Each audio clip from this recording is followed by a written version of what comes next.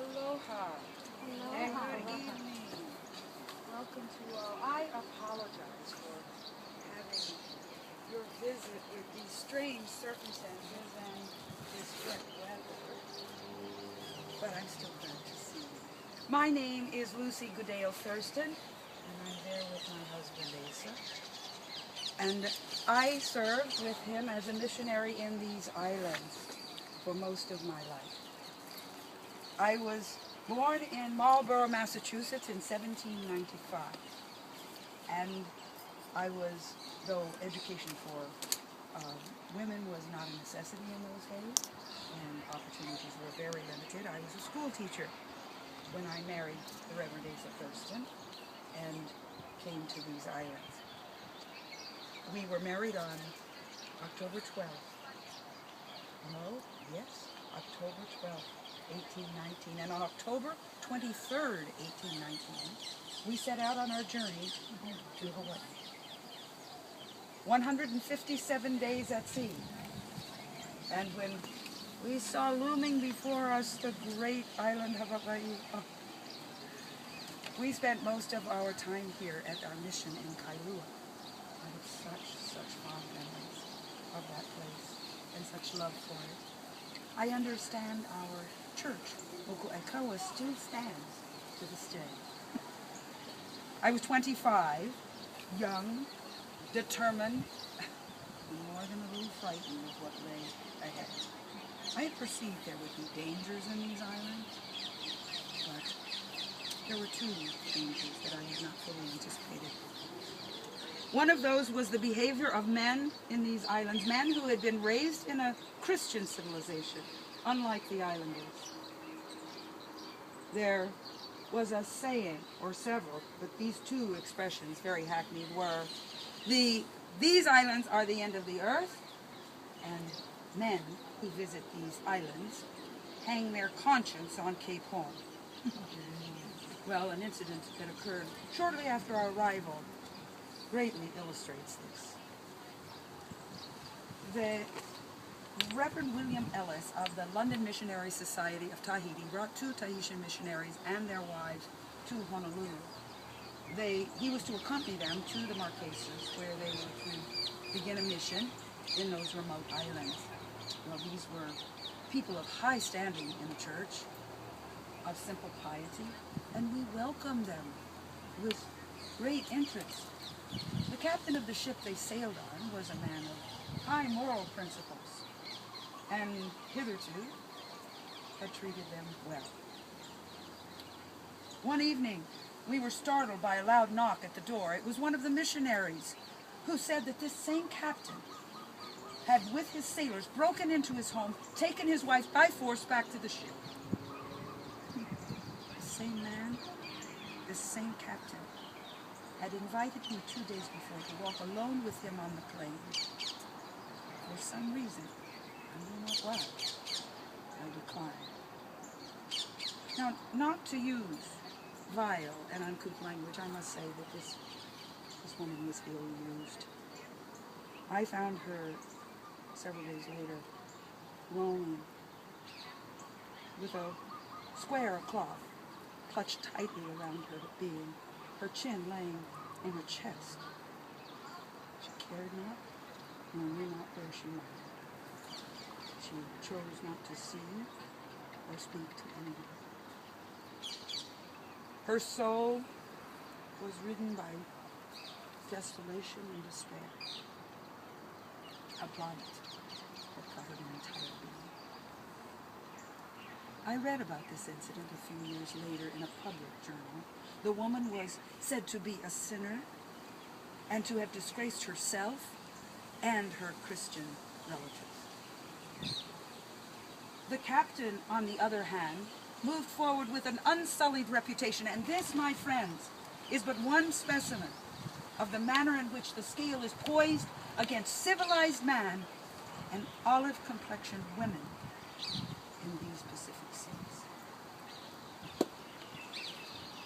Well, the other danger I had not anticipated was the danger to our health. I watched as my good friend, Mrs. Bishop, withered and died within a few short months of our mission. We had few doctors among us, and we were here in a foreign climate without the comforts and care of home.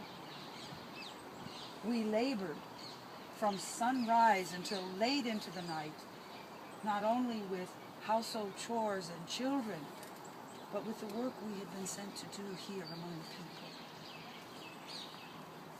There were times when I thought I was going to be called to another space when I was ill, but there was one time when I was sure that I was going to leave this earth. It was discovered that I had a dangerous and malignant tumor. After an examination, the doctor told me that the tumor was rapidly altering, that it was rising to the surface as a brown spot, and that if it should become an open ulcer, it would spread through my entire system. He advised immediate operation, but he warned me that my system would not tolerate any drug to deaden the pain. I agreed to proceed. That night, after everyone had retired, I paced back and forth in despair, diseased, helpless. I gave myself over entirely to the will of the Holy Spirit. And the next morning, the doctor said that all was in readiness. The chair, the white porcelain wash basins, the dozens of clean towels, the shiny medical instruments, the strings to tie up my arteries, and the shiny needles to sew up my flesh.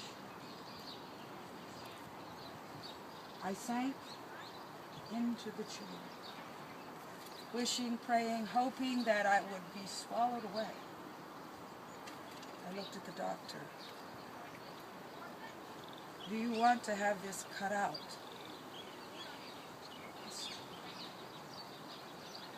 I'm ready to begin now. Yes.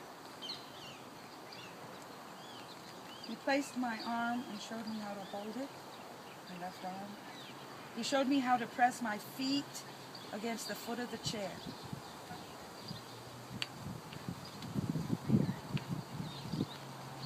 I am ready to begin now.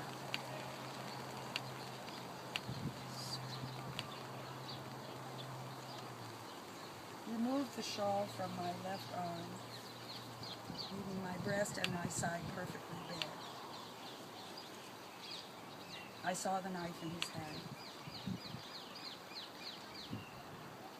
Next, a long, deep gash down one side and then down the other. I was deprived of my breakfast. The pain, there was extreme faintness. The pain was no longer local. Agony spread throughout my entire body. There was not a piece, an inch of me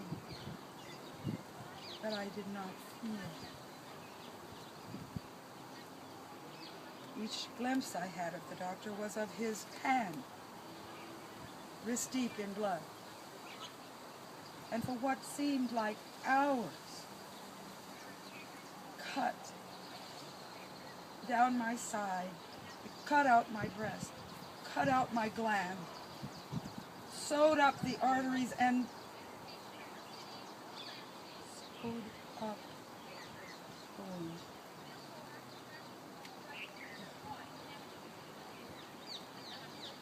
But it was still dangerous, and I was debilitated for weeks. And many times I saw tubes through everything. My husband, after 3 weeks, lifted me into a sitting position, and after 4 weeks, he lifted me into the carriage, and he rode with me every day. I am grateful that he enlivened my day, was at readiness to read to me anytime, and made sure that life was never despairing and at the time did not move heavily. He cared for me. I lived till my 80th birthday, almost my 81st. My dear husband died 8 years before me. Of my life, I can say that I had an adoring and powerful affection around our companionship for more than 40 years.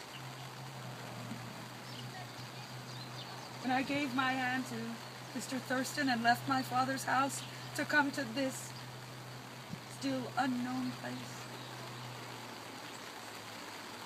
I expected care and friendship. And my expectations were more than realized.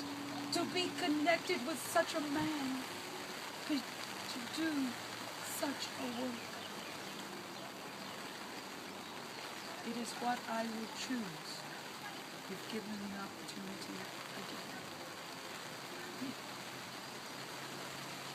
Oh, I see, my friends, that it's time for me to once more leave the living.